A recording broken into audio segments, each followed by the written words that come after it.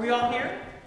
Yes? I know Louis had a quick appointment to run. He's going to be a little bit late. And Maggie and Megan are not well. And Chelsea, I'm sure, will be here shortly. In this hella hot room. Again. Yes. What is up with it? Okay. Folks, my dear friends, this is F. Paul Driscol.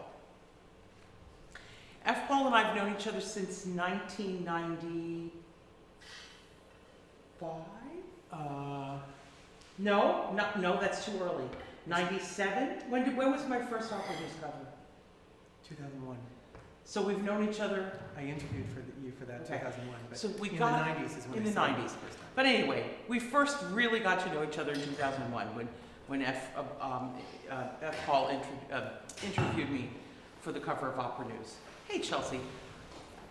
And that's when we became friends. And then we really became friends on a cruise of the British Isles. That's when we got really close. Wasn't that wonderful? It wasn't. So many drinks and so many observation decks. Anyway, F. Paul is the editor of Opera News, but he is a man of many, many talents. An actor, a director, a raconteur extraordinaire. Yes? Yeah, sure. I would say that. Say so.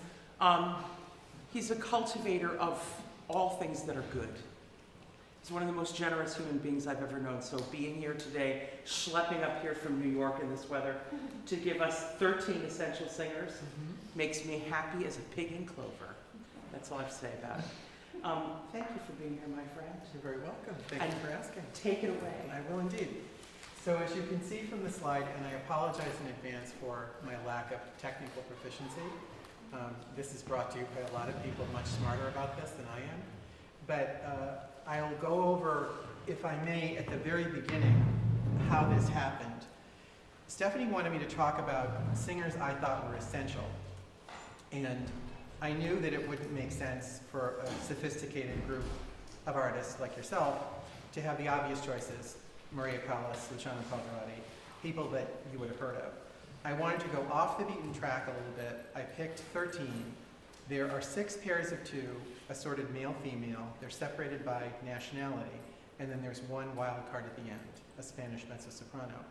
The reason I did it this way is there are 2 reasons. One is language. What you're hearing are recordings that were made between 1914 and 1948. So they're all essentially documents of the way these men and women really sounded. They're not, as things later on were, doctored in the recording studio or engineered so that their notes boosted or whatever. This is it, with all the flaws that go on with that. We're also looking at a time when nationalism still ruled opera houses and recitals. And I don't mean nationalism in the sense of a political movement, but for example, the 2 Russian singers that you'll hear, one of them never sang outside Russia, ever. He was one of the biggest stars in Russia, so basically what he heard were other Russian singers. And in Russia, in his era, most of the repertory, even Verdi, Wagner, whatever, was done in Russian. So the singing within the native language is quite pure. All of them are singing in their first language. Many of them have more than one. The one I'm not sure about, and I don't want to put my hand in the Bible, is Joseph Schmidt, we'll come to later. He was a Romanian Jew. I've found a couple of places that his first language was indeed German, because he was born within the Austro-Hungarian Empire. So we'll cover more individual comments as we get to the singers. Politics, okay? This is not politics like Democrat or Republican. This is politics in terms of what you do every time you all step on a stage and sing. If you walk out on a stage and sing, you are committing a political act. You are letting your audience, your listeners know what it is you believe in, how you feel about love, how you feel about desolation, how you feel about the human condition. It's your belief system. That's why these 13 singers are essential to me, because they have the gift of making you feel that you know something about them when you hear them sing. Okay? So, one thing, a little story sidebar about artists being above politics. Do you know who Alicia Alonso was? She was a ballerina, so don't feel bad if you don't know her. She was not a singer. She was on 60 Minutes with Mike Wallace. And she was a big supporter of Fidel Castro, which was controversial. And Wallace said, "Don't you think artists should all be above politics?" And her response was, in her wild Cuban accent, "Then where do they dance, these artists? On the moon?"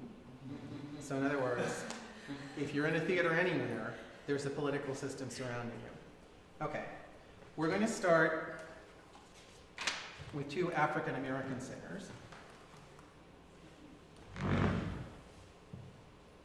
The first is Marian Anderson. These two singers are linked within the repertory because I chose them both singing African American spirituals. Miss Anderson is singing Deep River, arranged by Henry Thacker Burley. Both Miss Anderson and Mr. Robeson, who comes up next, she was the granddaughter of a slave and he was the son of a slave.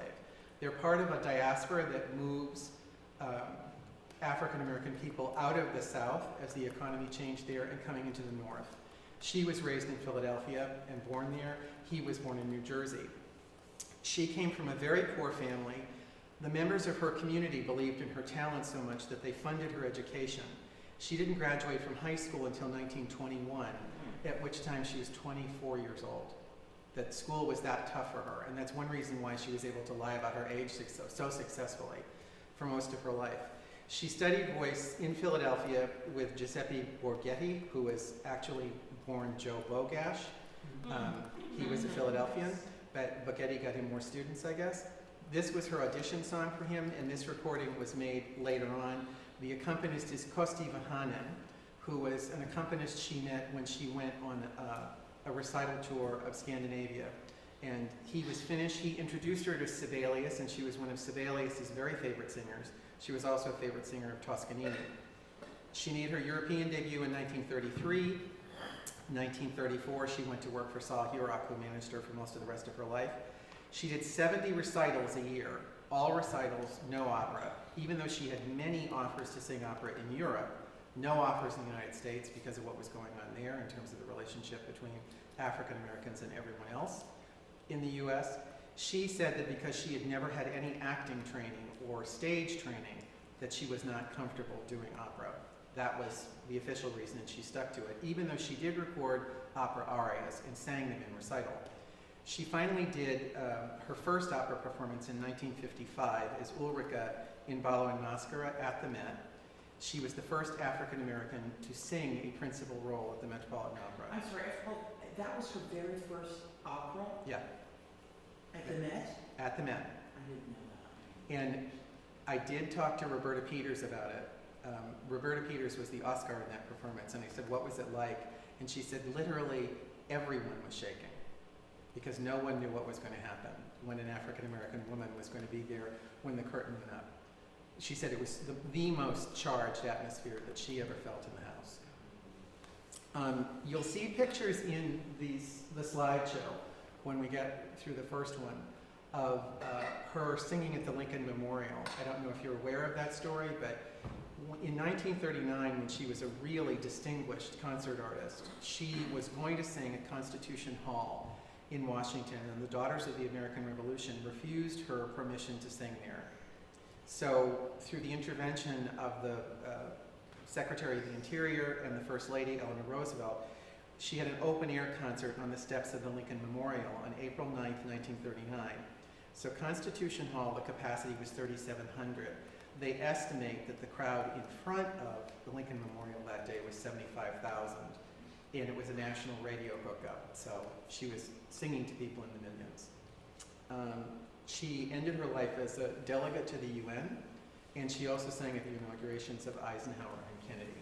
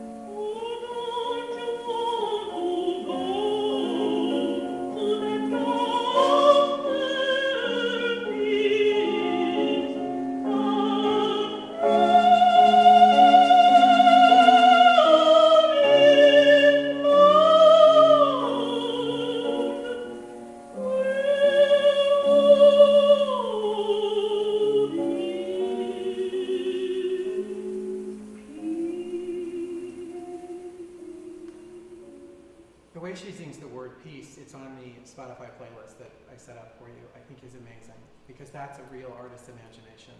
I know that there's some distortion in the notes as she goes up, but don't forget this is a performance that's taken in one shot, and I find it incredibly moving. Spirituals were big in recital with a lot of artists, not just African American artists at that time. They were given a new lease on life with the Harlem Renaissance. That one was arranged by Harry Burleigh. The one that we're about to hear from Paul Robeson, I'm not sure who the arrangement is. And I apologize if the date on the Robeson is a little bit off. It sounds to me as if it's later than what we're giving him as a date here, 1937. The reason why these spirituals became connected to political situation in the United States, especially in the 30s, is because everyone realized in the 1930s things were not so wonderful, full stop. And these songs are all about going to a better place, or chosen people, or people who knew that there was God watching out for them. So didn't my Lord deliver Daniel? Do you all know who Daniel was in the Bible?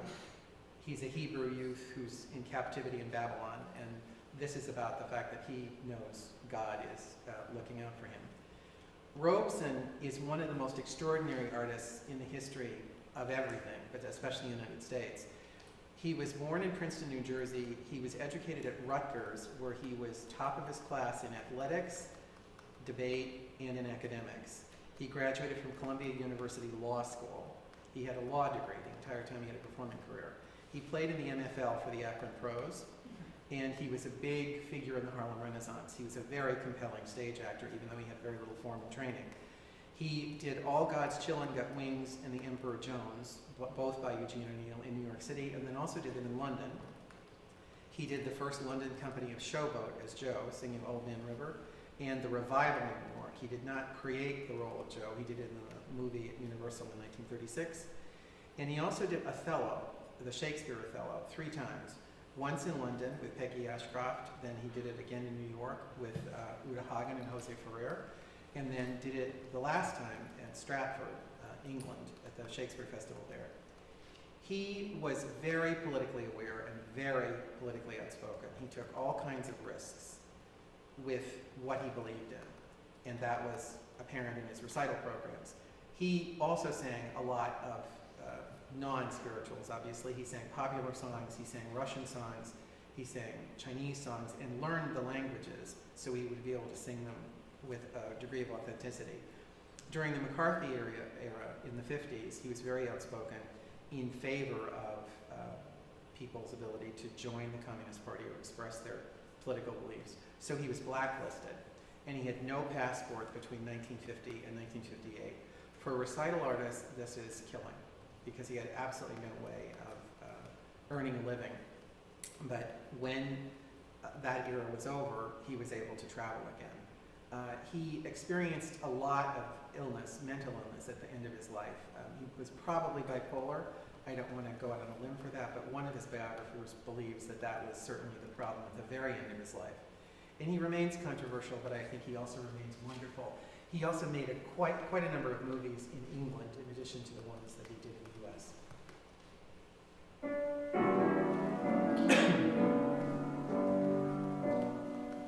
Did my Lord deliver Daniel, deliver Daniel, deliver Daniel?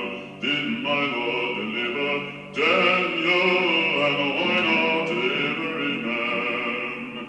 He delivered Daniel from the lion's den, Jonah from the belly of a whale, and the Hebrew children from the fiery furnace, and why not every man? Did my Lord deliver Daniel, deliver Daniel, deliver Daniel?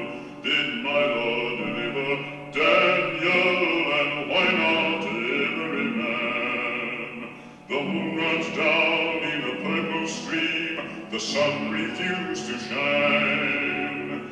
Every star did disappear, yes, freedom shall be mine. Did my Lord deliver Daniel, deliver Daniel, deliver Daniel? Did my Lord deliver Daniel, and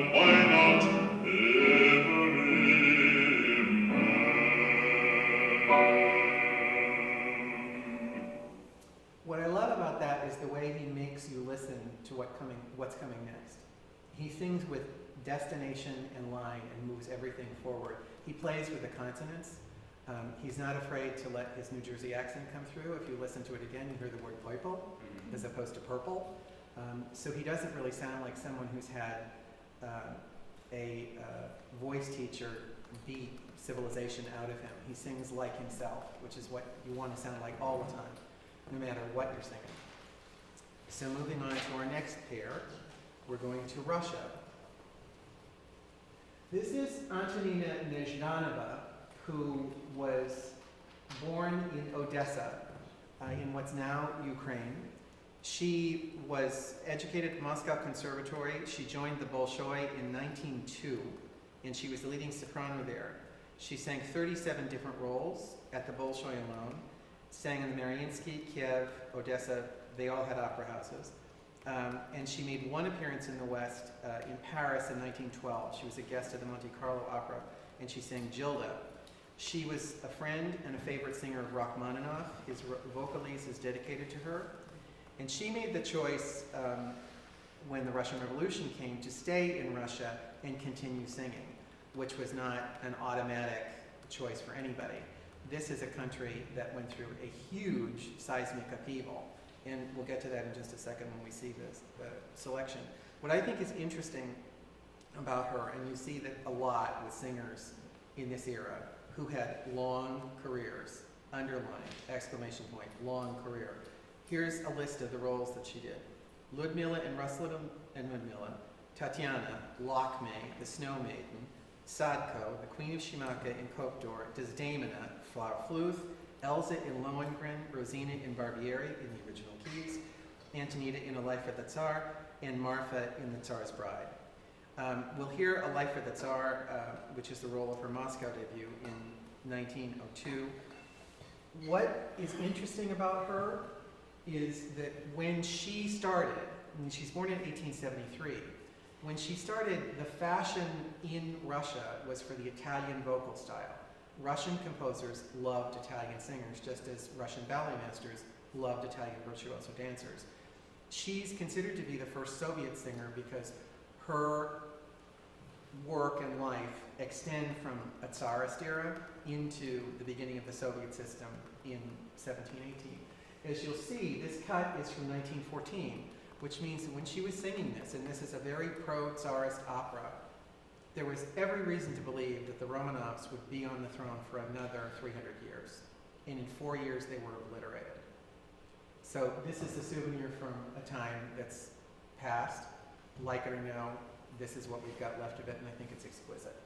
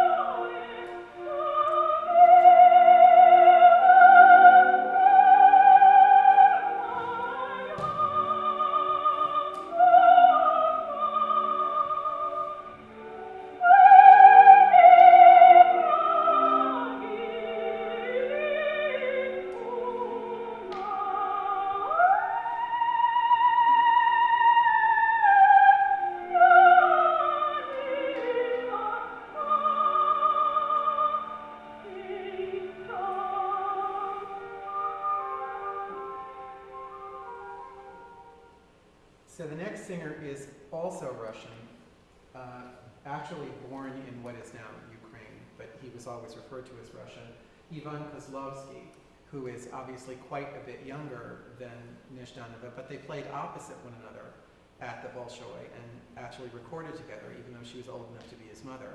But if you can sing like you're his age, then they get paired together. Kozlovsky was someone who never sang outside of Russia. He was Stalin's favorite tenor. And Stalin didn't let any of his favorite artists sing anywhere in the West. It was the same with Semyonova, who was Stalin's favorite dancer. Kozlovsky was born in a very small village in the Kiev Governorate in the Russian Empire. He studied in Kiev, and then he played in a band after the Civil War in Russia and sang with the band. He made his debut in Poltava when he was 20 years old and then joined the Bolshoi when he was 26 and stayed there until 1954. At the time, he was one of the two big tenor stars in Moscow. The other was Sergei Lemeshev, and they were sort of friendly rivals. And his fans were called the Kozlovy Yankee, I guess. Okay, whatever. My Russian is fragmentary. This is Lenski, which is one of his signature roles. This is from a complete recording of the opera in 1948, conducted by Alexander Orlov with the Bolshoi. So this is a good capture of what it was like for him on stage. This is more like what we think of as quote-unquote Russian singing, even though it's not like modern Russian singing. It's very pointed, it's very forward, it's very bright. However, this particular aria, I don't know if any of you are tenors, it can get really soggy, because this is when Lenski is thinking about, where is his youth gone? And this is not soggy. This keeps moving forward.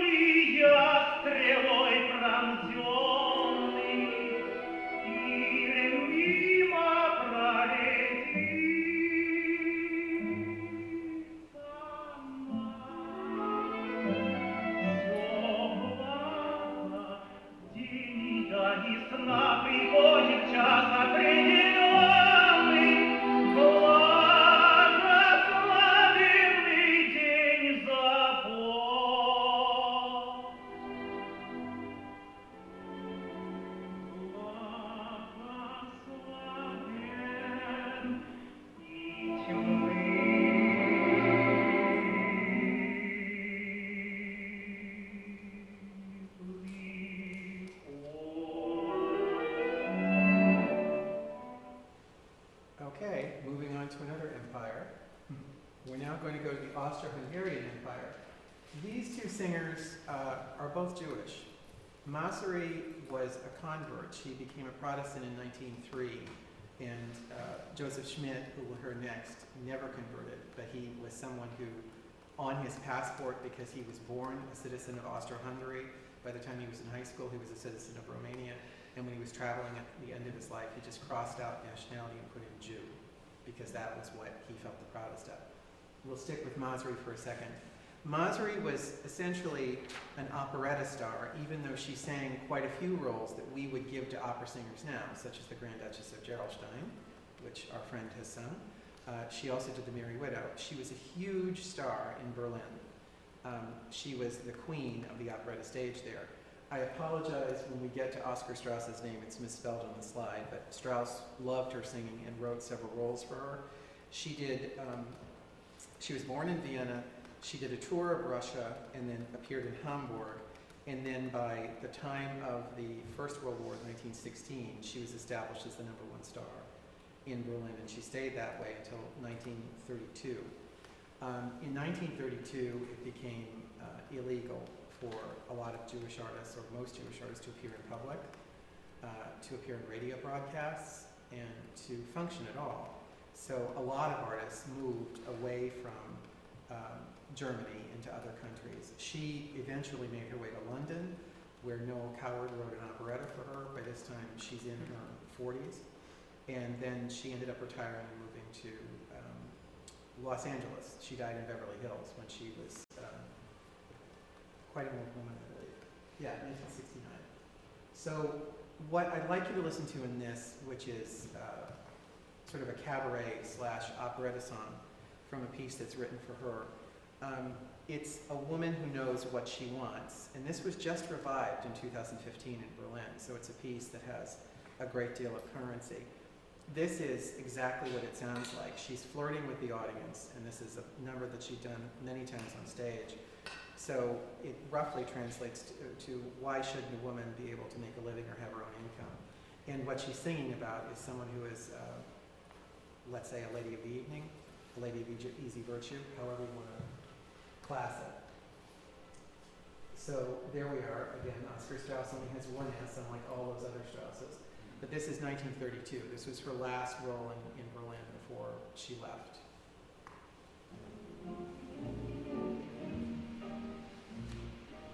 Was du die Gesellschaft redest zwischen Lunch und Dinner, nachmittags beim Vaterklopf und Madame X und Madame U. Am besten ist, man hört den Leuten gar nicht zu. Die hat ihre Mann betrogen, ist ein Chauffeur geworden und man tut bei Vincent Block.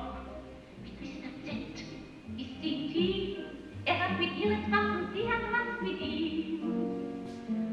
Warum soll eine Frau kein Verhältnis haben, kein Verhältnis haben, kein Verhältnis haben? Ist hübsch, wird man sagen, die muss doch eins haben, die muss doch eins haben, es wär zu dumm. Na und wenn man schon so redet und sie hat keins, na dann ist doch schon viel besser gleich, sie hat eins. Warum soll meine Frau kein Verhältnis haben? Können Sie mir sagen, warum? Na, diskret und maliziös, und so entsteht die ganze Chronik skandalös. Kennen Sie Frau Y, die schöne, schlanke, blonde? I mean, would you love to have conducted her? We talk about someone that a conductor had to follow. So next up in this pair is Joseph Schmidt, who was born in what is now Romania. His first language was German. He also spoke Yiddish, Hebrew, Romanian, French, and English. When you hear his voice, you'll be surprised that he didn't have a major opera career, and there is only one reason. He was 4'11". So he was a big star, again in Berlin, on radio. Beginning in 1929, he was given a huge swath of repertory in pretty much any language that he sang on the radio in Berlin. He was trained as a cantor, which you can tell by the way he takes the high notes. And there's a picture of him dressed for services in the slideshow that Adam put together. He moved to Berlin to study voice in 1924. And then in 1929, when he was 25, he became a big star on radio and sang regularly on German radio until 1933, when he was not allowed to perform. The thing about him, which I find just mind-boggling, is that the way the Nazis worked was that he was not allowed to perform, and no one in Germany could buy his recordings, but he could still make recordings and they could be exported. Because they made, so in other words, his recordings were still available throughout Europe, and he was making new ones after he was no longer able to perform, which blows my mind. He made quite a few movies, beginning in 1931. He made them in English and in German, which was common in those days. European markets and English markets were very separate, and they didn't have titles, so literally they would record them in 2 languages. He was very friendly with Hans May, who wrote the song that you're about to hear, and it's written for a movie of the same name, Today is the Most Beautiful Day of My Life. He plays twins, both of them 4'11", I gather. I have not seen the movie because a lot of his movies don't exist in toto. It is kind of spooky to watch the clips, which I don't have here, but in the movie, it's all shot in the park in Vienna, which was completely bombed out and gone as soon as the war was. So it was a document of what the city looked like when he was alive, and no one had any idea that this was going to be flattened.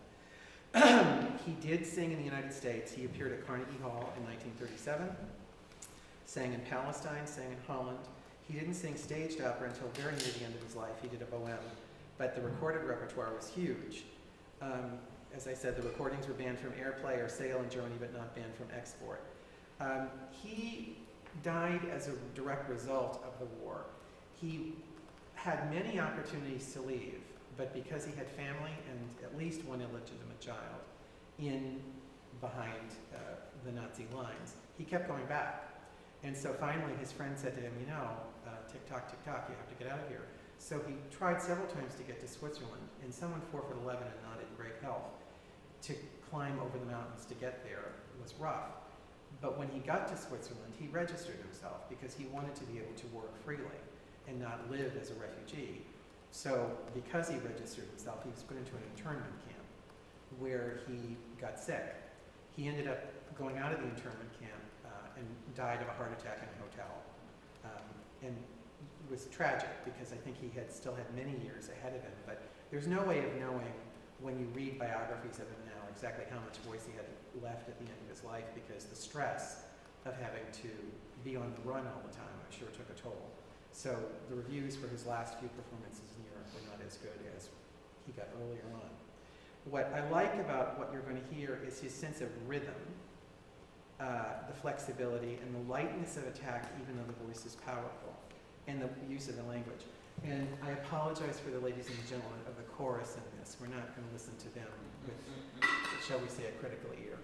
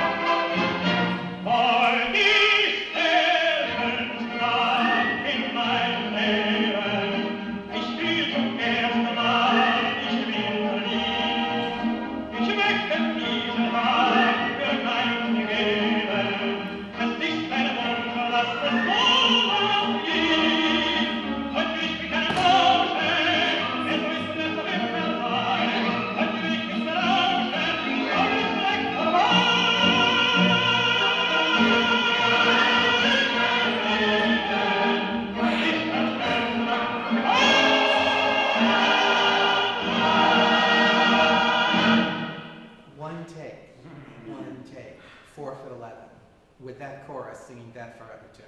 I'm sorry, it's a miracle. So, moving on, Italy. This lady was Maria Callas's favorite singer, and you'll be able to tell a little bit of the influence that she had on Callas when we listen to this. She was born in Italy. Her father was a stage manager and her mother was a chorister. She was raised in London and she spoke fluent English all of her life. She returned to Italy from London and studied in Turin and Milan, and she made her debut in 1910. By 1914, she'd sung leading roles at La Scala, Paris, and Covent Garden. She made her Met debut in 1916 as Tosca. So she was all quite young when this was happening. She sang there until 1924. She had a fight with management and left, and then she had a big career in Europe and in South America. She returned briefly to the Met in 1934. One of her roles at the Met was Giorgetta in the world premiere of Tabarro in 1918, and most of her repertoire there was in Verismo. Netta, Tosca, Fiora, Maddalena, Santuzza, Mimi, Manuelesco, Lorelei. She also did Aida, the Trovatore Leonora, Tatiana in the Met premiere of Eugene Onegin, which was in Italian, because they didn't do any Russian operas in Russian at the Met in those days. And her best roles were Violetta and Cecilia in Raffice's opera of the same name, which was written for her in the 30s. She was a big star in Chicago, at the Civic Opera, and in Rome. And her recorded legacy is out of balance with her actual career. She made quite a few recordings when she was very young, when she was first singing at the Met. And then she stopped recording, and most people agree that given her reputation and the way the voice was developing, that probably her vocal prime is exactly what went unrecorded.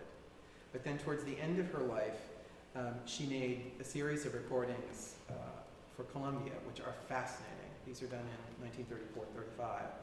And what you get is the emotional charge she gives every word, the way she uses the language. This is Sonnambula, to my knowledge, she never sang on stage because most theaters were not doing bel canto operas at that point. But she still sings it in a way which I find very authentic and very moving. There are some mannerisms, I get it. There's some shortness on top, there's some flatness, I get it. So did Maria Callas, but she was still her favorite singer. What you're looking for here is the emotional commitment. She sings as if this is the only music she wants to sing in this moment for you. She was called the Dusa of the Opera House because she was such a wonderful performer.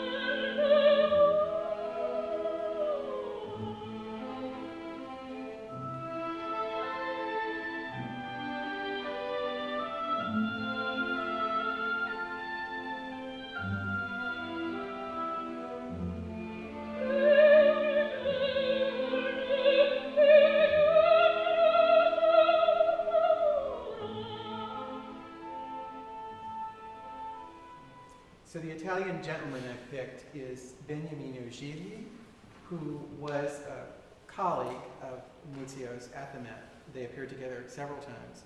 He was born in Racanti. He made his debut in 1914 as Enzo in La Gioconda, and by the time he made his Met debut in 1920, he was a very important singer in Italy. The year 1920 is significant because Caruso died, I guess 1921 around there, but when Caruso left, and he was the top box office person at the Met, there was sort of a desperate search for someone to replace him to become top box office. And he ruled the roost. Gigli did at the Met in the lyric repertoire for most of the 30s. He did more than 500 performances in New York and on tour with the Met before he left in 1932. That's a lot of performances between that and then, considering he was singing in Italy and in other theaters. He returned for a few performances in 1939, but then never came back. even though he was still singing. He was born in 1890, so he was not in the first flush of youth. But he was someone who was very much aligned with the fascist government in Italy and chose to stay in Italy for the war rather than be here in the United States.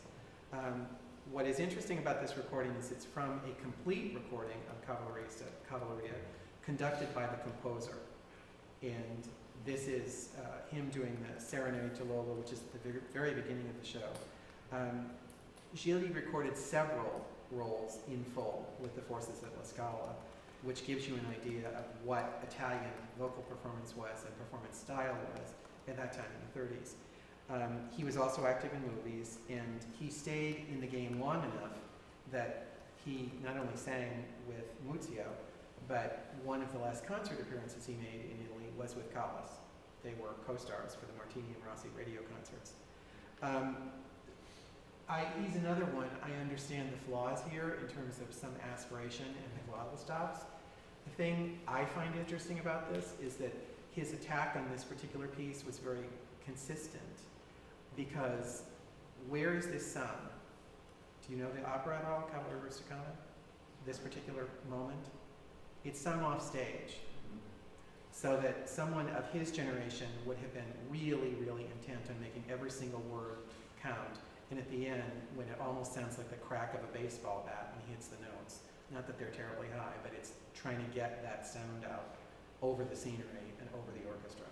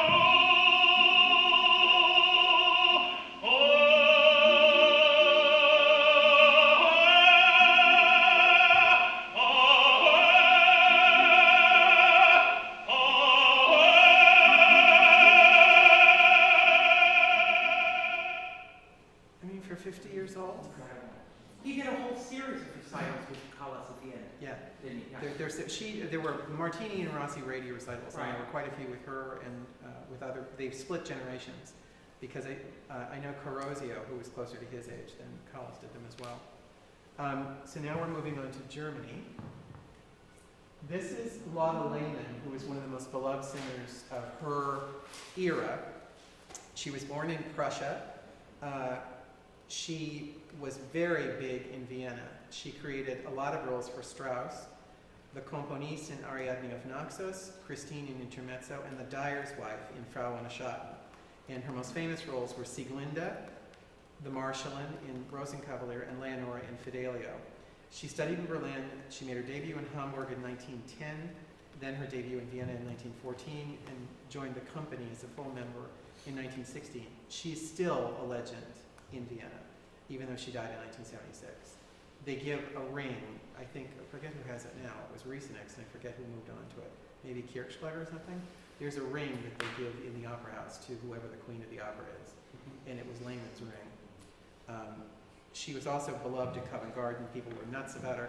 In Salzburg, San Francisco Opera, and the Met. She was a very famous recitalist and very big on the German language. She was for many years head of Music Academy of the West in Santa Barbara. The two German singers I've chosen are both native German speakers. I wanted them in Lieder because I know that you all study song, and this is something that works for me. This particular one is interesting because it's not done with piano, it's done with a small string ensemble. And I think that you hear her actually driving it a little bit. Not that she's physically conducting it, but if you listen really closely and also listen to it with the text next to you, to keep it moving forward and to keep the strings from taking a bath in it, she accents the verbs just ever so slightly, which is always the way I think clever singers keep a line active, because an action always moves you forward.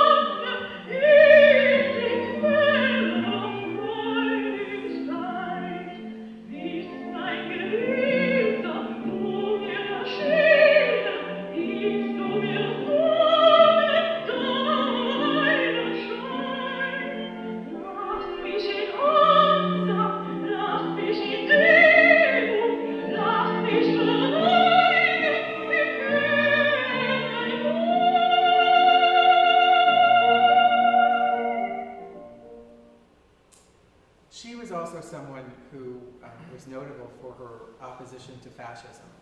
She was married to a man who had been married before to a Jewish woman, so she had half-Jewish stepchildren, and she was very eager to leave the country. She was also one of many lovers of Toscanini, and I don't know exactly what the relationship was, but when I think when Toscanini died, she burned all his letters, so must have been something. But they were very much alive as anti-fascists in the years right before what we call World War II, before it engulfed Europe.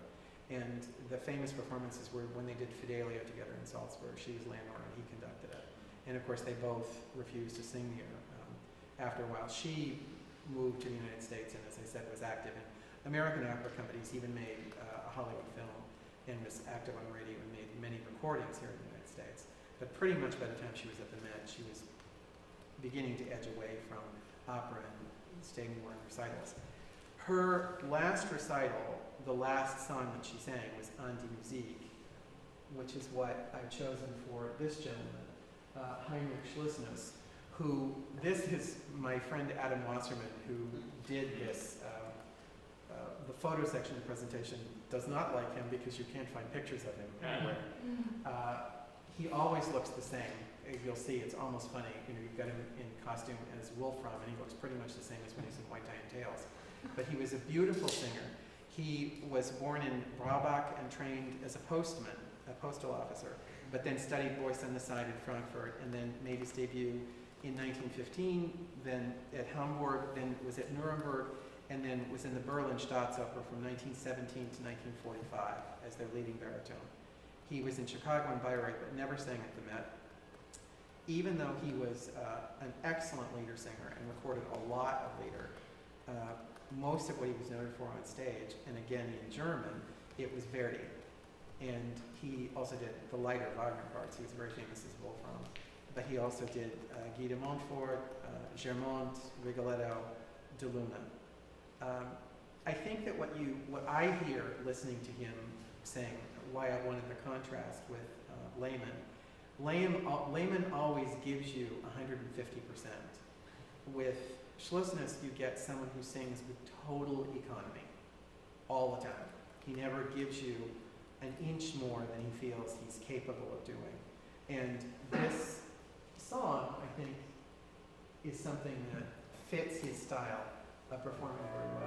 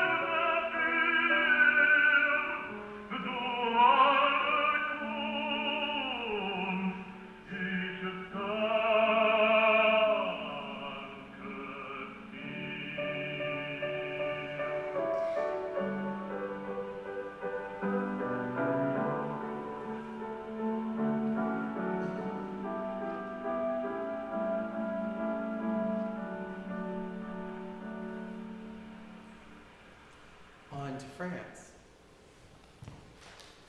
We've got two French singers who work together quite a bit and loathe each other. I don't think you'll be able to tell that from the recordings. We don't have them singing together. The first is Ninon Valin, who was a French soprano who was born near Lyon. She trained there and then in Paris and wanted to be a concert singer. In those days, it was possible to choose, and there were people who were very big stars and never sang opera. That doesn't exist anymore. But this is what she had in mind for herself, was nothing but recitals. She was a favorite singer of, and here's a nice list, I think, of people, all of whom wrote for her: Debussy, Reynaldo Hahn, Joachim Nin, and Albert Roussel. What you get is, I think of it as charged vitality. It's very cool, very clear, but it's never excessive. Denise Massé, who was a French coach for years at the Met, and Stephanie had worked with her, she was always fond of saying, Italian repertory is a big wave crashing on the beach. And French is little waves come in. You have to make an effect by keeping the steady rhythm. And she started singing in opera when people said to her, you know, you should try this. We think you could really do it. She was 26 before she started studying opera roles.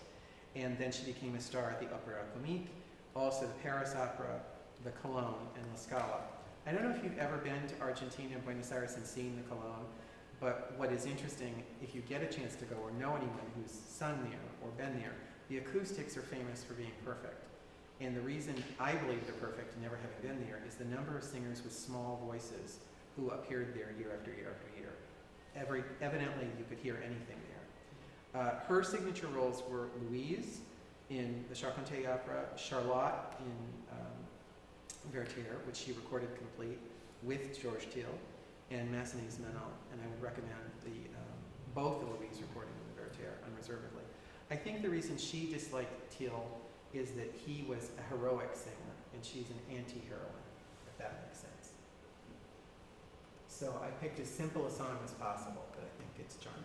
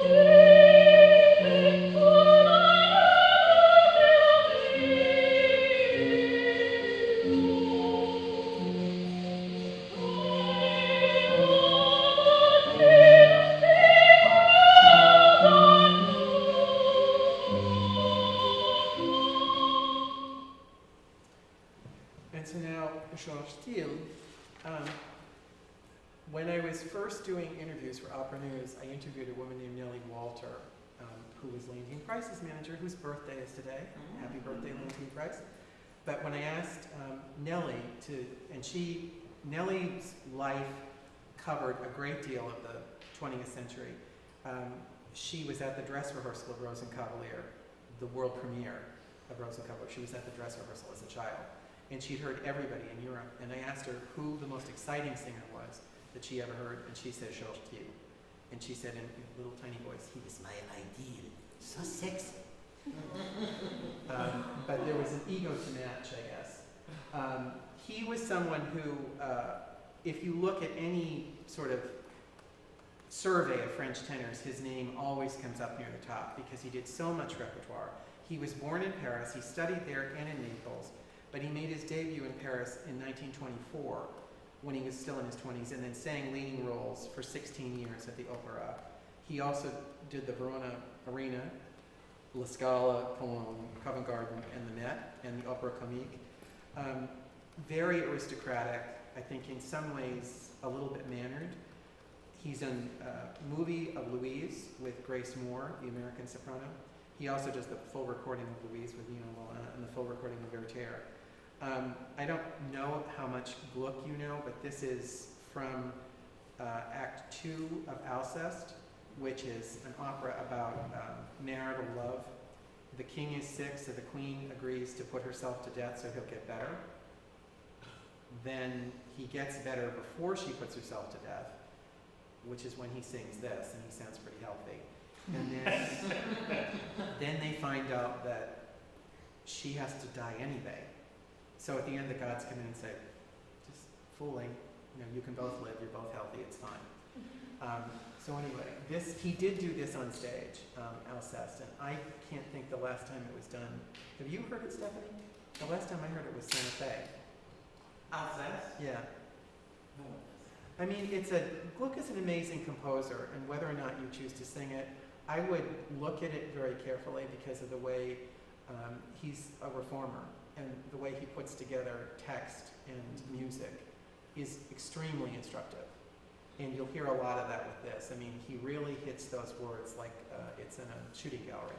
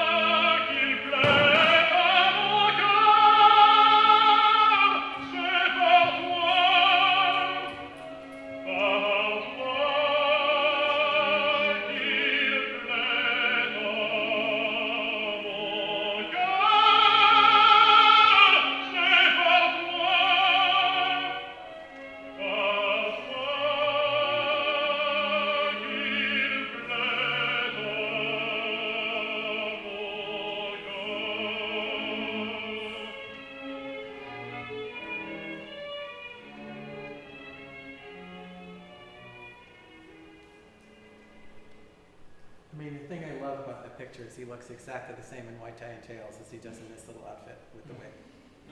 This is not someone that lost himself in a character, shall we say. So the last singer I've got is sort of an outlier a little bit.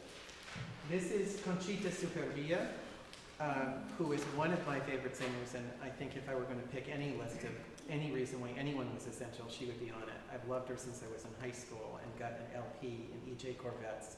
I know you don't know what that is, but look it up. She was born in Spain, in Barcelona, but her family was from Andalusia, which we'll get to in a second with the selection that she's doing. Andalusia is in the south, and Barcelona is obviously in the northeast. She made her professional debut in 1910, when she was 15, at the Cologne.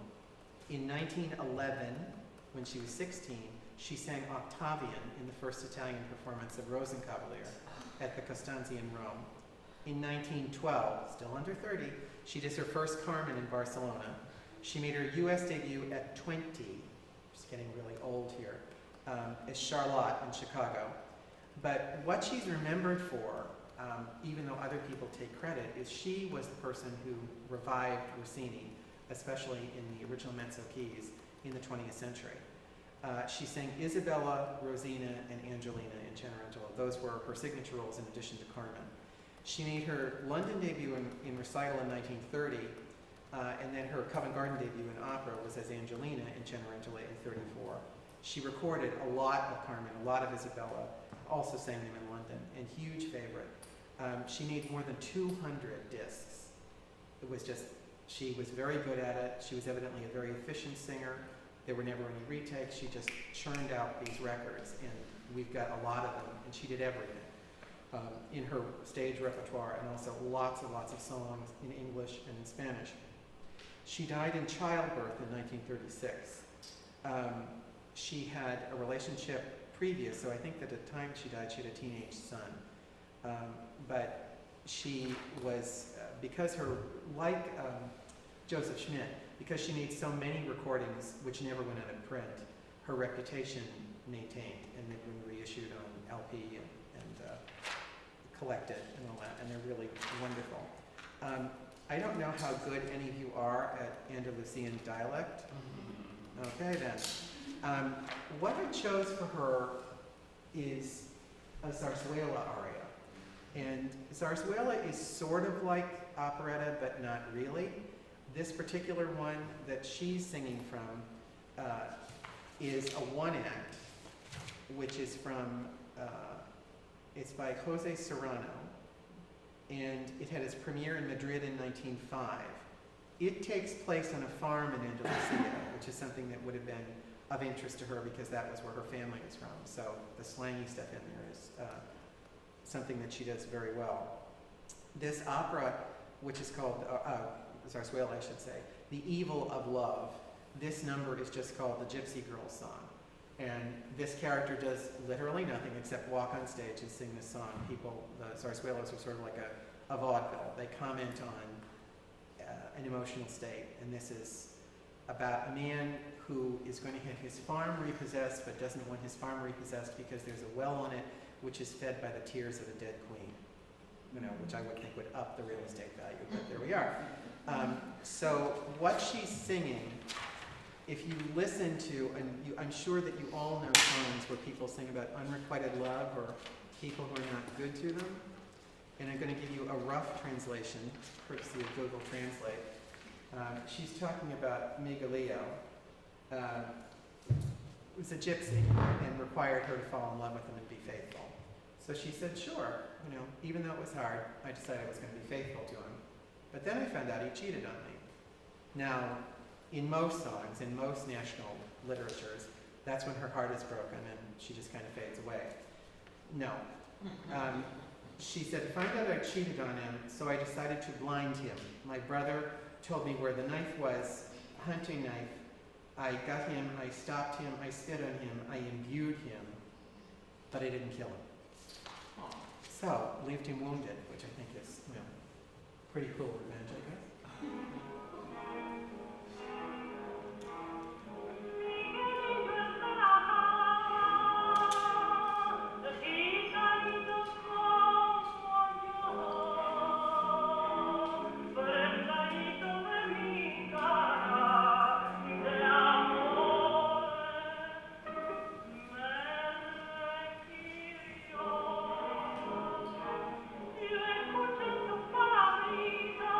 Parisa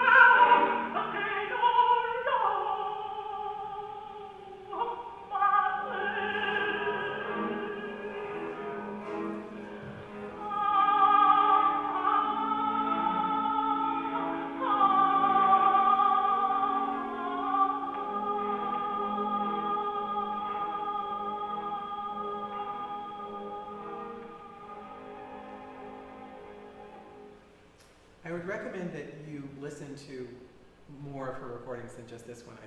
This was obviously not like anybody else's. Stephanie has a way of describing a really good jazz singer, which I've always used, that they borrow time but always pay it back. And I think that that's how she sings the Zarzuela, is that she creates tension by literally playing with the rhythm a little bit, but she never gets totally off the mark. And it's like that in her Rossini recordings as well.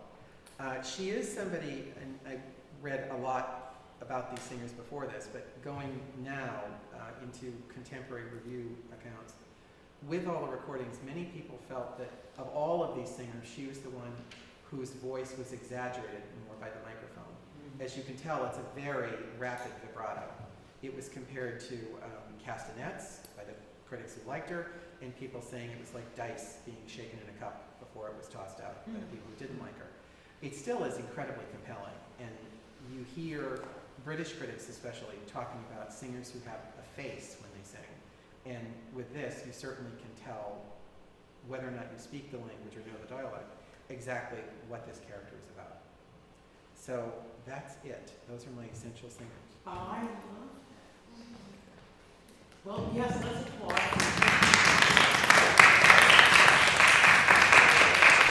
Thank you. Does anyone have any questions? Please, we have time to fill.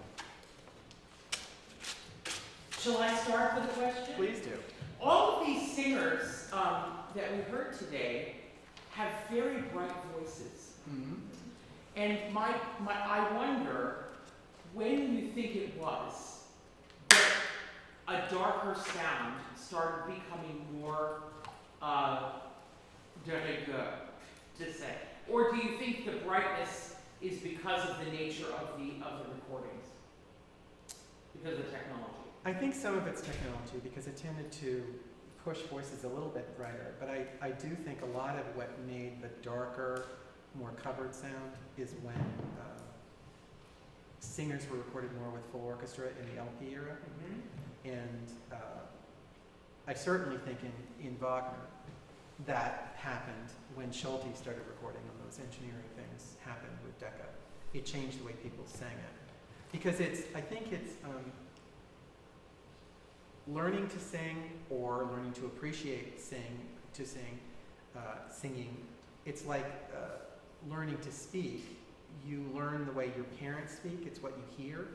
And so gradually this darkness seeps in, the covered thing. And I'm not saying I prefer this necessarily, but it is something that I thought was interesting myself, because it's something that pulls across all these different nationalities. And I would be willing to bet that probably there's some of these singers, Paul Robeson, for example, Lottie Lehman, who were incredibly sophisticated about listening to other singers. Most of them were people who listened to people right in their own backyard, you know. And so I don't think they were necessarily influencing each other, especially when you look at, and that's one thing I was trying to do with keeping it to native language. You lose a little bit of that when you hear Schlussner singing Verdi in German, or you sing Thiel singing Wagner in French. I think when you're singing a translation, I think it becomes a little bit less immediate. So that's why I wanted it this way. Anybody else? Yes, sir. Do you think that there's any correlation to, at this time where there's not nearly as many singers and it was more, the pedagogical sort of teaching of technique was kind of based more on acoustics than it was about sort of a generalized aestheticism that was developed by different countries? Because nowadays you can tell a different sort of aesthetics and how voices are presented. Like American singers tend to be very different from what we find in France or in Italy or in a lot of other European countries. And so it's interesting to kind of listen to singers from more of this eclectic period who have a general sort of sense of the same sort of aesthetic, which to me, in a brighter, because brighter partials and higher partials will cut through a space better. Yeah. So do you think that has any correlation? I think that what you're looking at is people who were, for lack of a better word, they're all after bel canto principles. And it's based on 19th century technique. And all of them, I think at this point, maybe, let's say the use of appoggiatura or a lot of portamento use, was gone in classical music. It was something which was text-driven, but I think it was all about the combination of language and music. That changed, and I think the other thing about this, and this is not a criticism of American singers, but it rang a bell in my head, going back to that Kuda Kuda from Kozlovsky. I judged Operalia for Placido Domingo for several seasons, and without doubt, the American singers were by far the most proficient. By far. They were also by far the least passionate. And if you hear a Russian singer or a Korean singer sing in his or her native language, you haven't lived. Because those people have got nothing except music. They don't have this. They have literally nothing except what they're bringing off the page into your ears.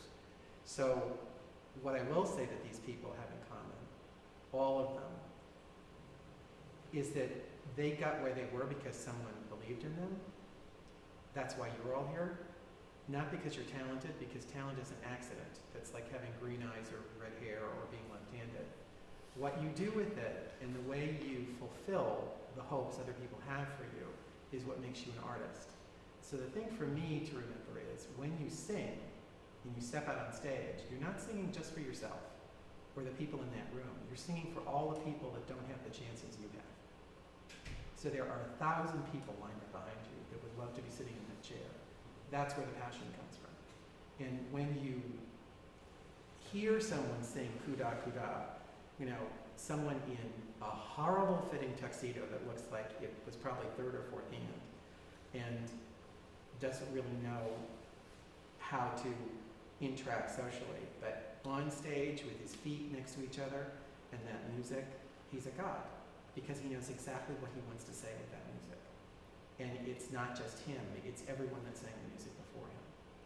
And for Americans, it's different because we spend so little time singing in our own language. That's why I think it's so important for Americans to sing in English. It's also why I picked two Americans and not two English singers, because English people sing British. Sorry, David. But the Americans sing, to me, in a way that is more immediate and cleaner and warmer. Yes? Yeah, I don't really know how to phrase my question on this, but I would just love to hear more about, like, when I was doing some research before this, it didn't even occur to me that all these people, like, oh yes, he was a baritone and he was most famous for singing the Verdi roles. It didn't even occur to me that he would have been singing them in German. Yeah. It's so far from what I would even think of, and I wonder, and you mentioned that, like, there were Russian operas here that were sung in Italian. Mm-hmm. I just would love to know more about that and, like, I don't know, I suppose why we wouldn't have done it in English here, and then also, like, if in, because I was going to say in other countries, when did it start being more standard to do everything in the original language?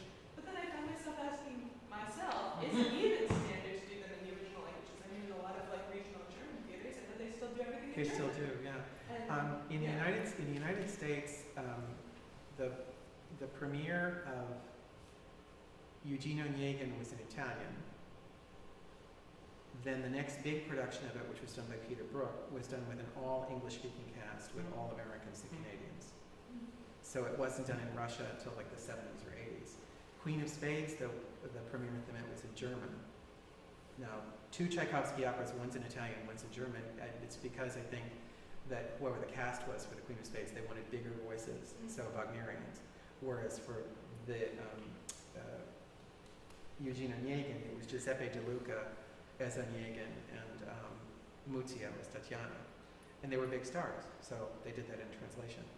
I think that it was certainly something that came with empire. In other words, if you have a language of empire, the Austro-Hungarian Empire, where everything was done in German, everything was done in German. I mean, and in some places, like what would be now Serbia, Croatia, with Zinka Milanov, I think, who called herself a Yugoslavian, she learned most of her repertoire, I believe, in Serbian, for the Serbian theater, and then when she switched to the German theater, which was the one that was higher up on the scale, she relearned everything in German, and then she came here to the United States and learned it in Italian. because of the map we did it, quote unquote, in the original language.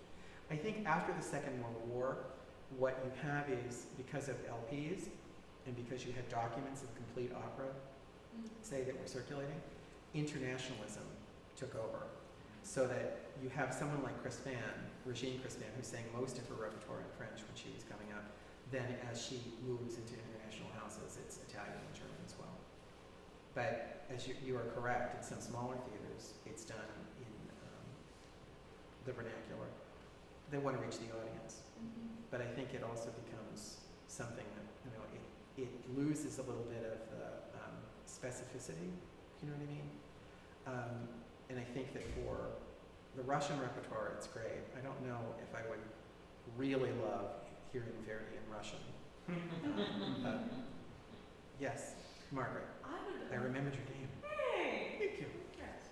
I would love to hear you talk more about kind of the ages of some of these singers when they make these big debuts. I feel like nowadays it would be almost like sacrilege. Yeah, To have wouldn't it? someone like 16, 19, even maybe 20, and maybe the difference between 19 and 21 is splitting hairs, because you have 21-year-olds winning, big competitions Right. and singing big stuff, but maybe it's just, the number of singers now is so much larger that we can really wait until late 20s, early 30s to tackle some of the bigger rep, but I wonder what the attitude around that and how it is and how it has changed since I then. think it was, people did everything younger then. Yeah. I mean, look at someone like Superbia. She dies in childbirth before she's 45. Yeah. So that was her life expectancy, and that wasn't unusual in those days. So they wanted to do more earlier.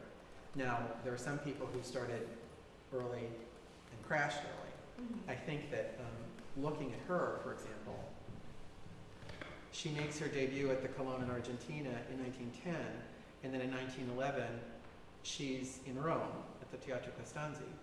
Now, if we were doing that today, and you made your debut in Argentina, you could probably sing the next day in Rome, couldn't you? Because of jet planes. But seriously, the fact that they traveled everywhere by boat and took forever to get there, and they rested, it was something that was a lot less pressurized. The speed with which people sing, even if it's exactly the right repertoire at exactly the right age, the fact that you're dashing all over the place is, I think, something you have to be careful of. But I do think that people sang a lot earlier. I mean, I think Superbia, that's to me amazing that she was in her teens. But even Muzio, all that repertoire and all those debuts before she was 30. And you think that now Lisa Davidson just was at the Met this year doing Queen of Spades, and people say, oh my God, she's so young, she's 32. By that point, Claudia Muzio was gone. But I think it depends on knowing your own instrument, number one, knowing your repertoire, number two, and also looking at exactly what your relationship is with your teacher. And I'm sure your teachers are all wonderful, but the big difference now is that a lot of singers are trained in classrooms and in isolation. Most of these people learned in theaters. That they got their education. Someone like Georges Thiel made his debut in Thais when he was in his 20s, but he wasn't doing the lead. He was doing whatever, the Nicias or whatever is it, the fellow that hangs around with the prostitutes in Act 1. So in other words, he's in a theater learning. He's not in a classroom, worrying about what mistakes he's going to make. So I wish I had a more succinct answer, but I don't think it's necessarily a problem. You just have to know your instrument, and you have to have ears that you trust, people you trust. Yes, sir. I really loved the Heinrich Schlussnuss, so thank you for introducing us to him. I'm wondering if you have any favorite recordings that he's done. The Schubert Lieder is really good, especially the ones that are made. Read about him because he's someone, which I didn't want to get into now. He changed vocal production method to make it brighter, and that's what you heard in the 20s. I like some of the Verdi recordings. I like the Rigoletto. I like the Wolfram very much, the Evening Star song, because it's very lyrical. he never sounds as if he's struggling. And he always, I mean, I know he wasn't a great actor, which is fine, but he still, to me, sounds as if he has an idea that he's singing, that he knows what it is he wants to sing about. That in other words, he has a relationship in the abstract sense to music, so he can sing a song to music in the abstract sense. And now, for people, whatever the nationality is in the 21st century, it's difficult to do that without being self-conscious. Does that make sense? Yep. Okay. Yes.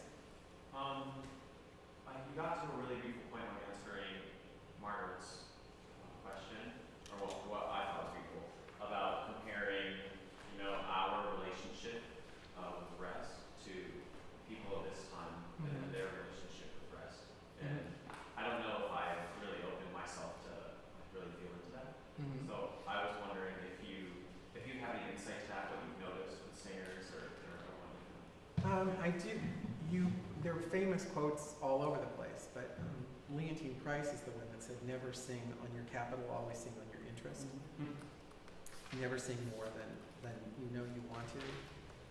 Do you know Bidou Seao? She was Brazilian. Yes. Yeah.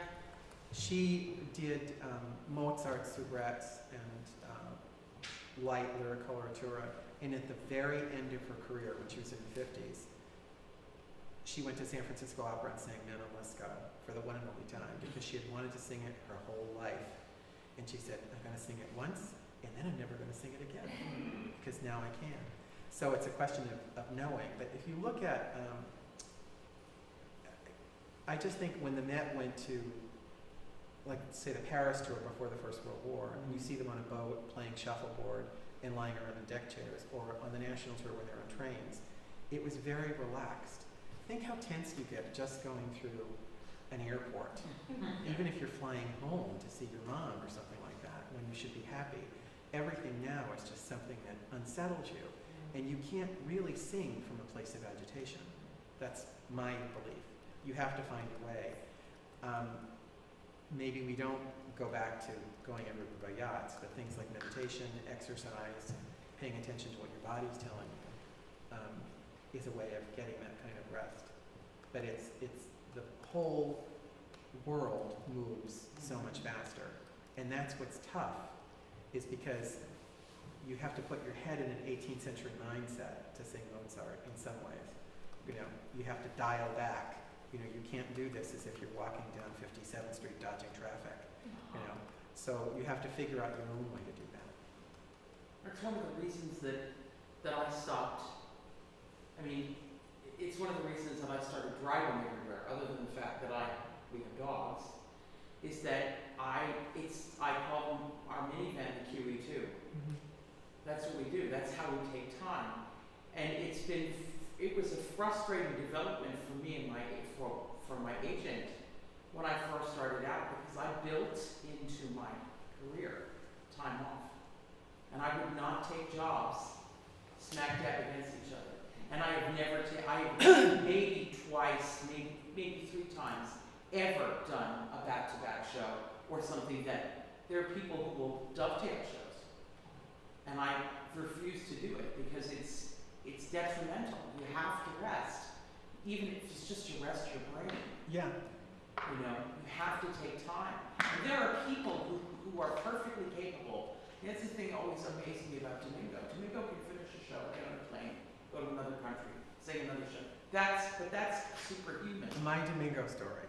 This is the God's honest. Operalia, London. And he had flown in late. We started late because he had done a concert, blah, blah, blah, blah, blah. And they do quarterfinals to semifinals, which is going 40 singers to 20. And we meet in a room at Covent Garden, and he announces, these are the 20 people who are moving on to the 22. He speaks to every single singer individually, every single one. Meanwhile, the judges are all weeping from exhaustion. But this man is old enough to be my father, and I figured, no, I'm not gonna break here. So he did that. He sat down with the music staff, went over everything that was going to be done in the quarterfinals, and then walked out of the room to go to Abbey Road and record his Christmas album until 3 o'clock in the morning. Oh, wow. And he was fine the next day. I mean, his assistant, Nikki, was like drooling when I walked in. How are you? Oh, duh. Yeah. But he is superhuman, and what worries me about him is that people think that that's possible. It's not. It's not. Because the other thing about him is his brain is completely compartmentalized. Some people are built to do it, like some people are born to make a debut like that. You know? Roberta Peters also. Right, exactly. But then you she was 19. flip over to someone like Flagstad that never sang in New York until she was almost 40 years old. Right. And you know that her voice was preserved in a different way in a different repertoire. And I also think a little bit about, I think about the just going back to the idea of bright singing, you know. Look at the length of these careers. Mm-hmm. There's a big difference. People who have this bright, you know, this bright production sing much longer. And with the obvious exception of, obviously, Supervia or Right. Joseph Schmidt, who died very young, the only one I know whose career was kind of truncated a little bit was George Teal, and he was in a car accident. He continued to sing after it, but sang different repertoire. Right. That was physical. Right. That wasn't because of the way he sang. Yeah. And Lehman had nodes, Lottie Lehman, when she was a relatively young woman, long before she was here in the United States, but sang around them. Yes, I have two short questions, if you make them as long as you like. The first one is, I'm wondering if you have any insight about the relationship between rest and the ability to make a living in singing at this point.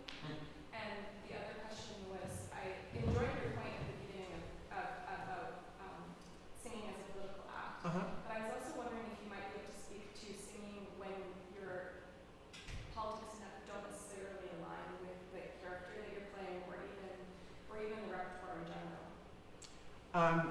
I'll take the second question first. If you're talking about a character, it's fictional. You know, and I remember when someone said it was a straight actor playing a gay character, and he was asked in interviews, well, you know, what was this like for you? Whatever. He said, well, when I play a murderer, no one ever asks me if I kill someone. So I think that that's putting yourself in a place where you're developing sympathy with the character, and you're not necessarily agreeing or disagreeing with the politics. You're finding sympathy with, and you have to love the character. I know that sounds awful, but Olivier talked a lot about that with Richard III, you know, who's a monster. But he said you can't play a monster unless you learn to love that monster, because if you try to objectify and stand next to it and show the audience how different you are from the character you are, then nothing works. So the other part of your question, can you give that to me again? I was just wondering if you had On rest? rest and making a living, because I think that's a big reason people don't rest. Can I answer that? Yeah. It is a concern. It's a big concern, especially starting out. Yeah. Starting out, it's all about accepting everything you possibly it gets handed to you. I can tell you about a lunch that I had with Renee Fleming once when I very early on in my career, and we were talking, and she had asked me what I had going on when I told her. I had just turned down a contract at the Met for the first time, and not the only time. And she said, "You said no?" I said, "Yeah." She said, "I wish that somebody had told me when I was your age so I could say no. Because I would have. I would have said no to something." Now, I think that there's a big difference between saying no because you know something isn't right for you at the time, or saying no because the timing isn't right. Sometimes timing isn't right. And sometimes it's saying yes because timing is right. Like, for instance, the Bidusaya, you know, going and singing a performance of an opera that she knows she's going to sing once and never sing it again. I had that in my career. I sang Mignon once. I knew I'd only sing it once, and only in concert. No one would ever do that opera, nor would they ever cast me, and rightfully so. But in concert, I could do it once. And I'm glad I did. But when you're first starting out, you always want to say yes to everything that's coming your way because you do want to make money.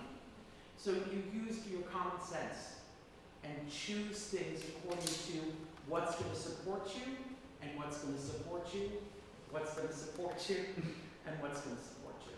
You know what I mean? I think the other thing too is you have to separate yourself, let's say, from singing. If you're an artist, you're in a project-oriented business, and there are always going to be spaces between projects.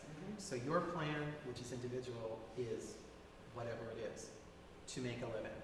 But it's probably true that you're not going to make a very good living just from singing, at least at the beginning. But I do think that you have to pay attention to what are the right opportunities.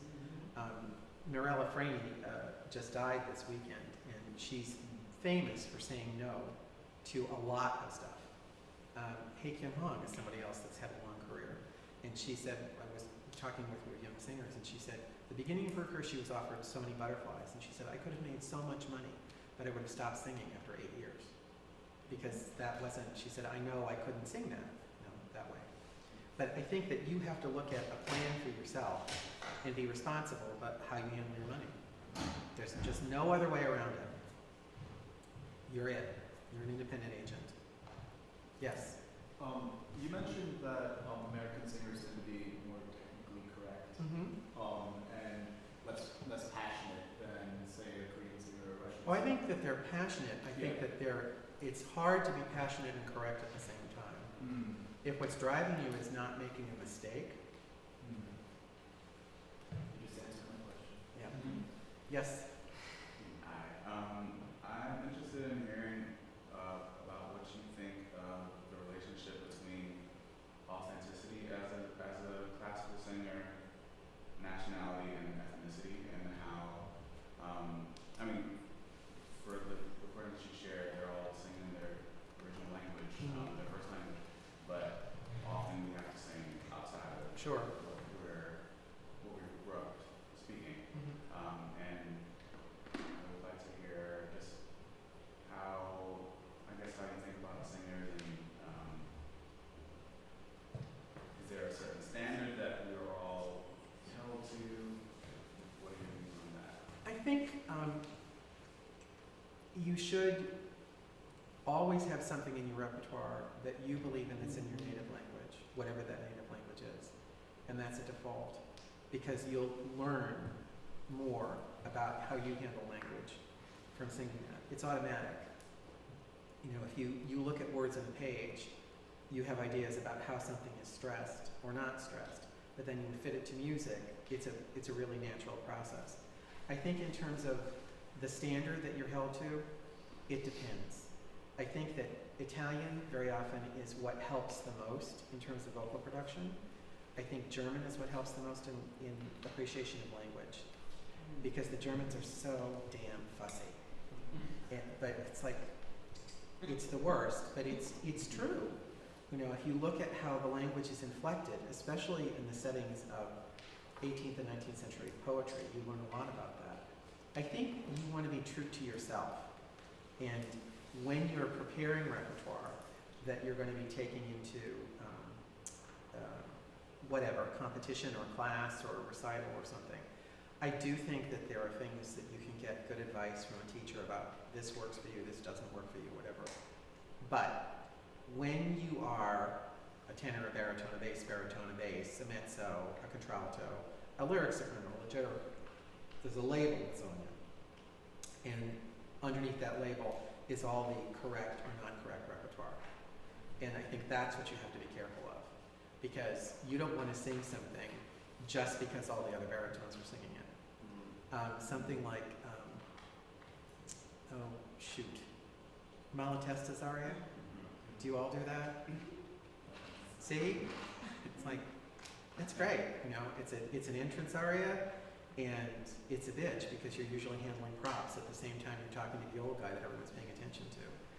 It's useful because the language is great, it's lyrical, it keeps your voice forward, but in terms of whether or not it's something that, you know, is going to be your #1 signature tune, maybe, maybe not.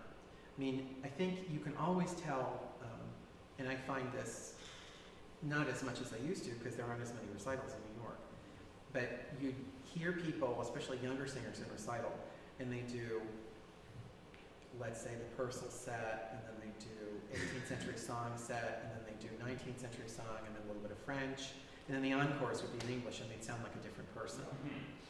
that's what you want to guard against. Because if that's how you sound when you're finally comfortable, you should sound like that at the very beginning. You know, that's just my way of looking at it. And what do I know? I don't sing. Yes. I was about to ask. I love hearing you talk about all these things, and I was wondering about opera in your life and like how you got into all of this in the first place and sort of the role that it's played in your life as you've been going along. I always felt it. I mean, I started going when I saw it on television, as many people did who were my age, because it was available. And I don't mean just live at the Met. You'd see it on the Ed Sullivan Show or the Mike Douglas Show or whatever Beverly Sills would sing, or Roberta Peters or Eleanor Stever, Bell Telephone Hour, Voice of Firestone, all that stuff. So you were exposed to it, and there was more respect for it within the context of broadcast television as it existed then. Then when I was a sophomore in high school, and I didn't really put all the pieces of this together until about 5 years ago, which gives you an idea of how fast I move when I'm thinking about myself. But when I was a sophomore in high school, a friend of mine said, I can get us tickets to a dress rehearsal at the Met. And I said, oh, okay, fine. So all I remembered was that I went, it was Tosca, Tibaldi, Chandra Konya, Cornell McNeil. Not a bad start. And this was in 1969.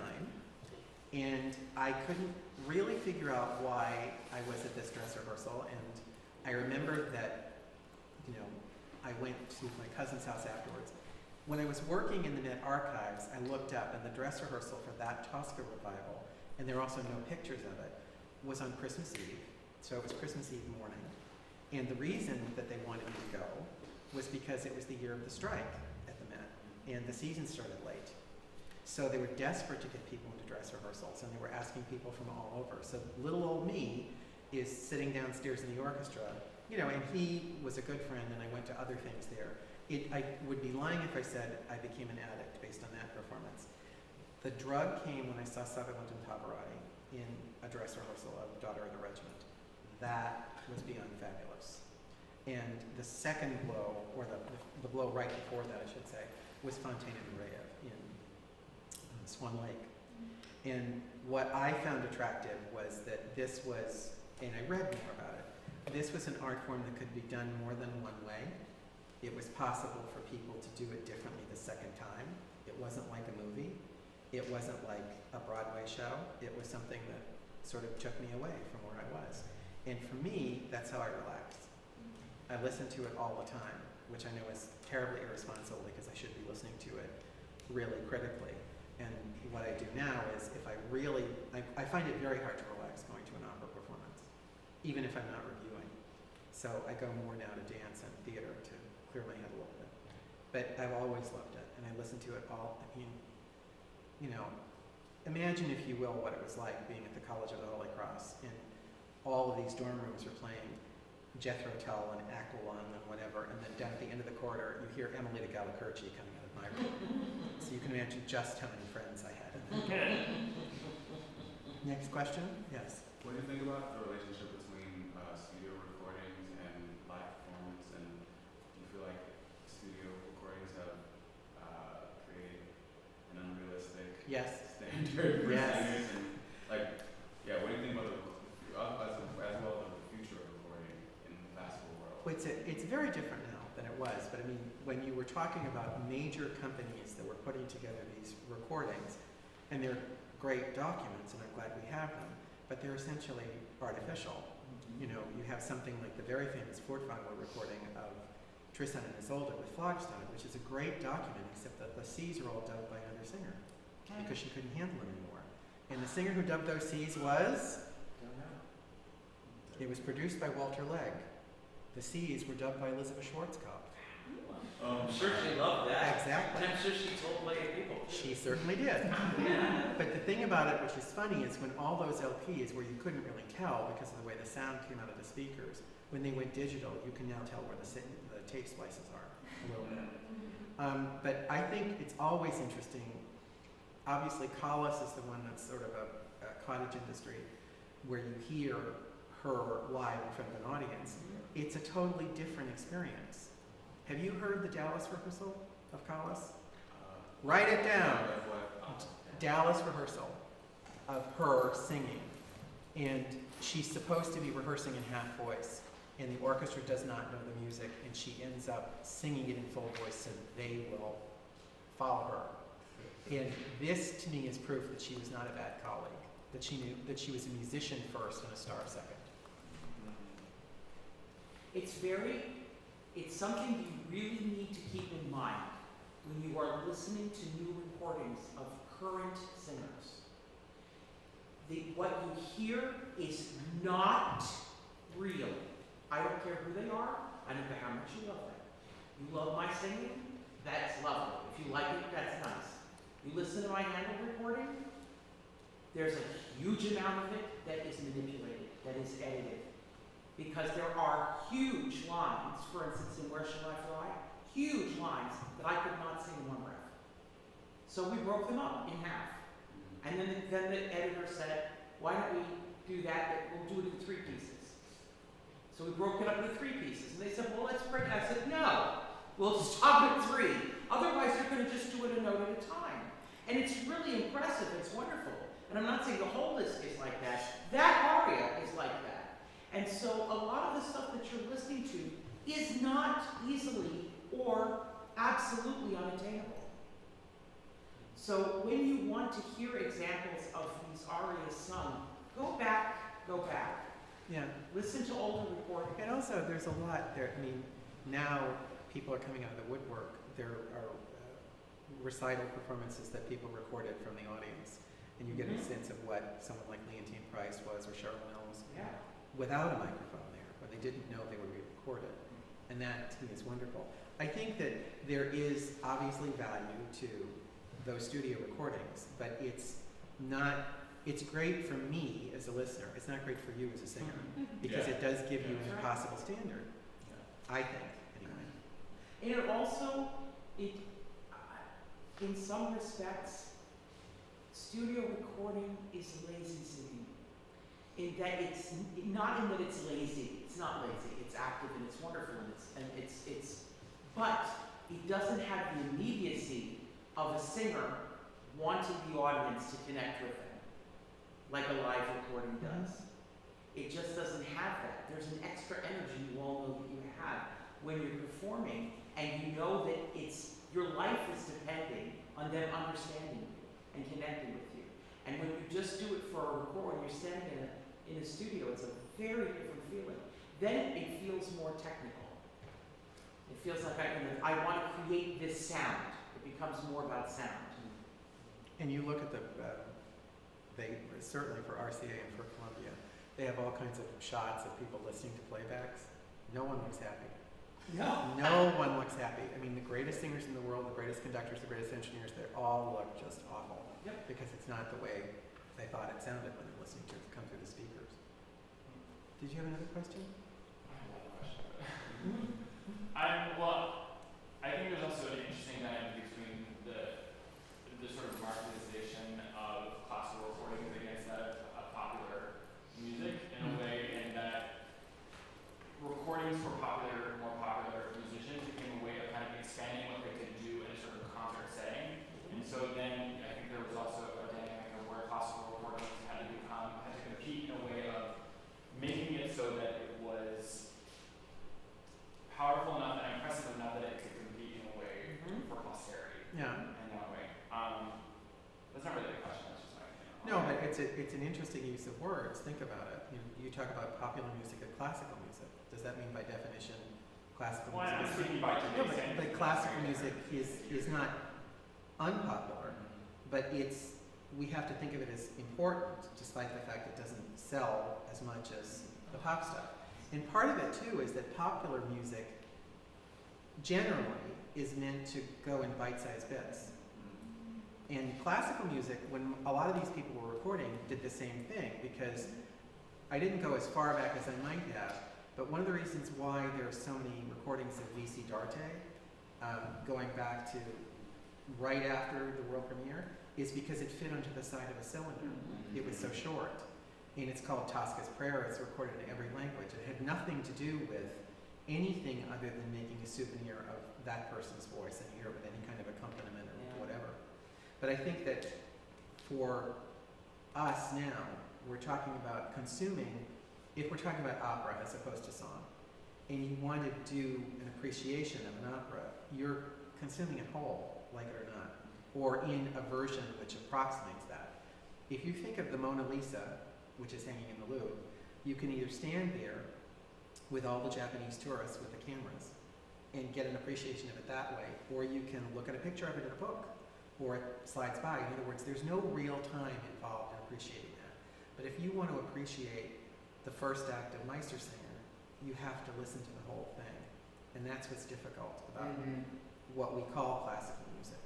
And with pop music, it's one number at a time that they can string together in an infinite variety of ways. But you're right, marketing really drives that. Well, I mean, and it's a direct correlation with the sort of social priorities. I mean, when everything's becoming faster and you want to have sort of everything Right. sort of fulfillment in 3 to 5 minutes, I mean, it certainly is more digestible to listen to pop music, which is also technically much more in the sort of current aesthetic of what we look for as a culture. Yeah. Yeah, I mean, so it makes sense in that sense, but it's an interesting conversation about how do we translate that into as I know, but as a musician. think about it. Or do we? Or do we? Or do we? The important things, I mean, we don't fall in love any faster than we used to. We don't eat faster. We don't get to sleep any faster. People don't die faster, God forgive me. But the important things are still in the same tempo, and it's a question of finding that tempo, I think. And that's what happens with, if you're asking people to listen to you sing, you're asking them to make a commitment of time. And that's why, to me, every note counts. You know? Yes, sorry.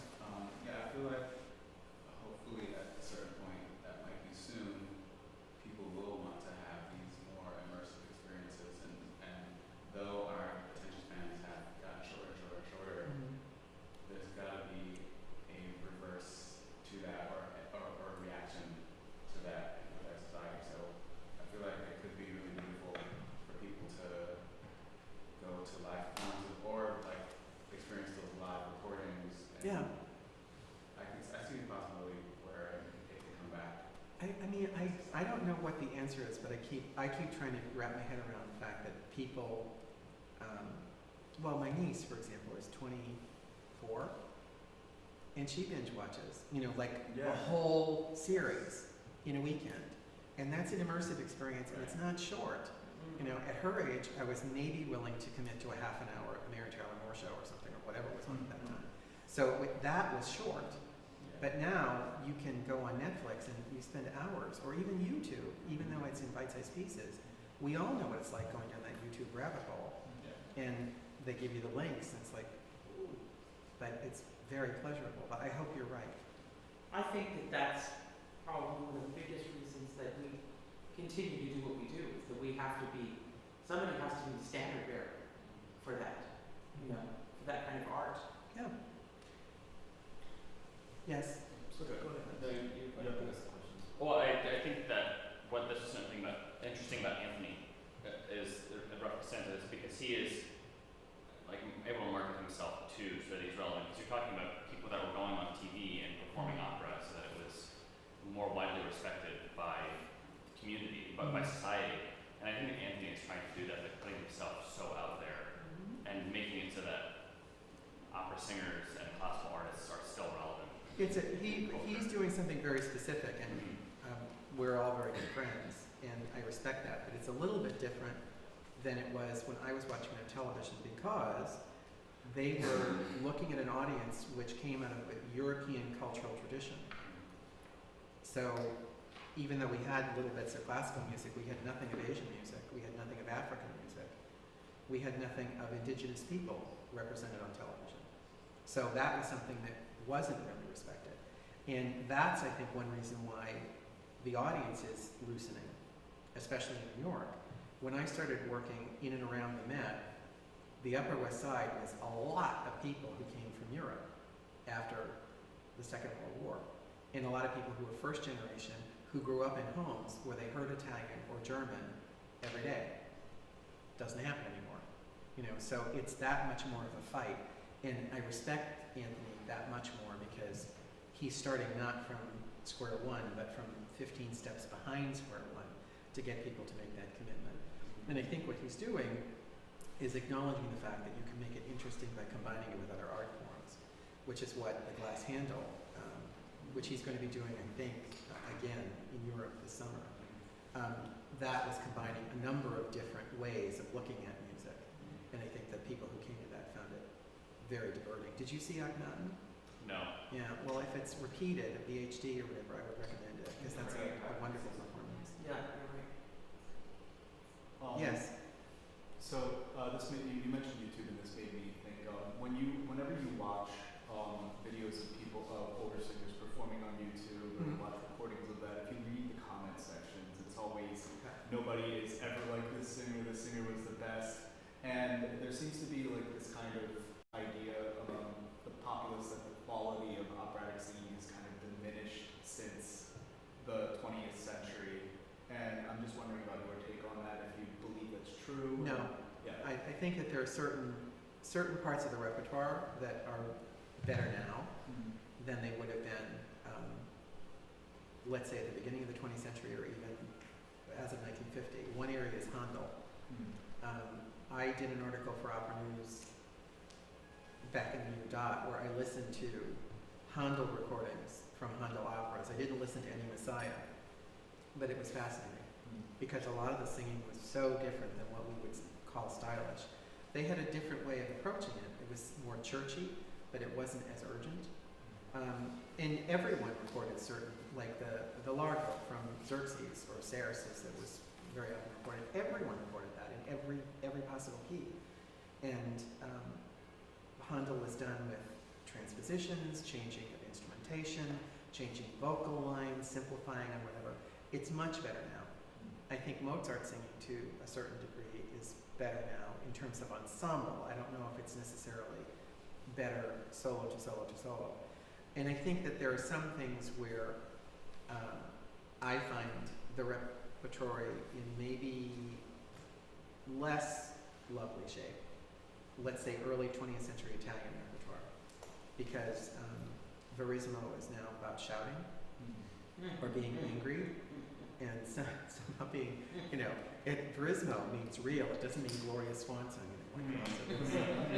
But it's like you get people doing some tuts like Norma Desmond and not really singing it. Yes. I was wondering, I think, somewhat related question, if you had to name some essential singers that are working today, who would you name? You. Oh, don't say that. Okay. I'm here. Um, But thank you.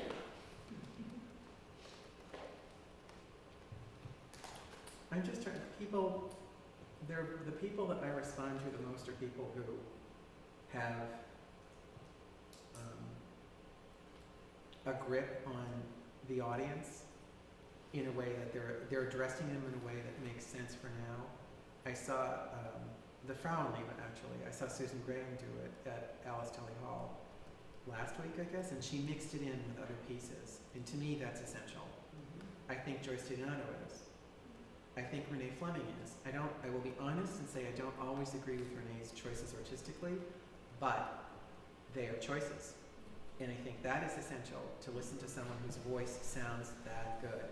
I saw her in Chicago in Light in the Piazza, and that is not her natural métier. Dialogue is not her natural thing. She was amazing. I mean, and a friend of mine is conducting it and said she got better every show because she never stops trying to learn how to do what it is she does better. That to me is essential.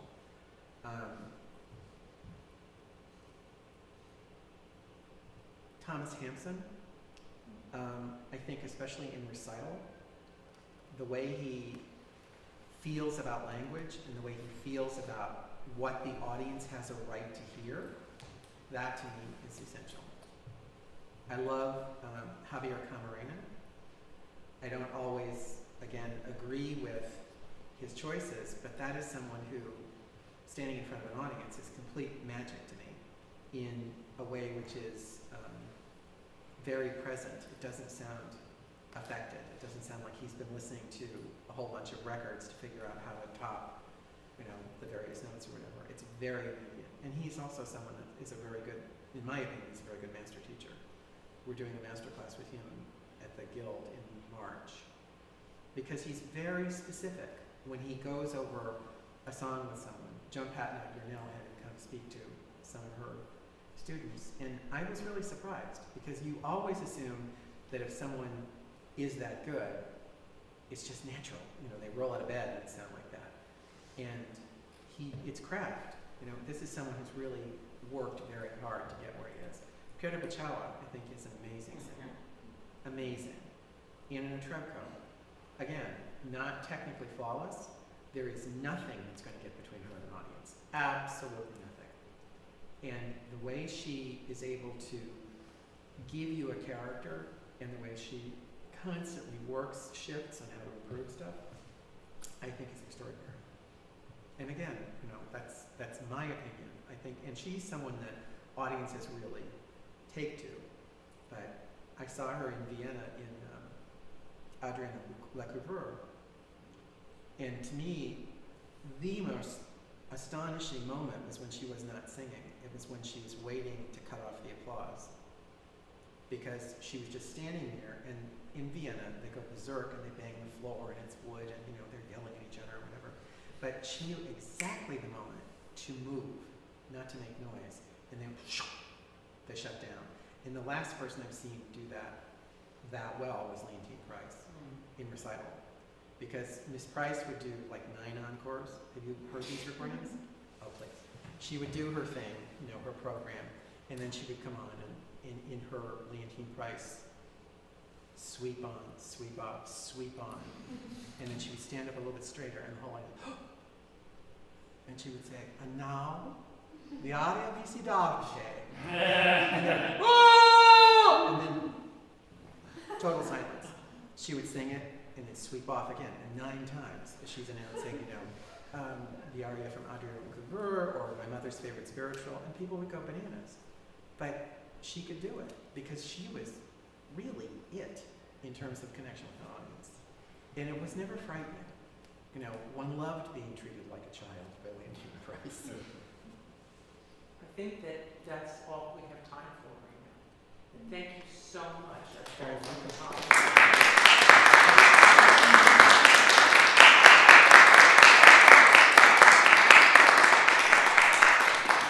I wish you all continued success and much happiness. You've chosen a great life. Thank you. See you all later.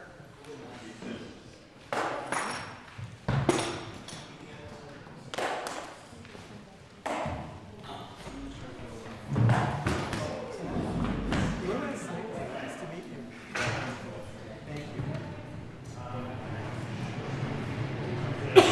you.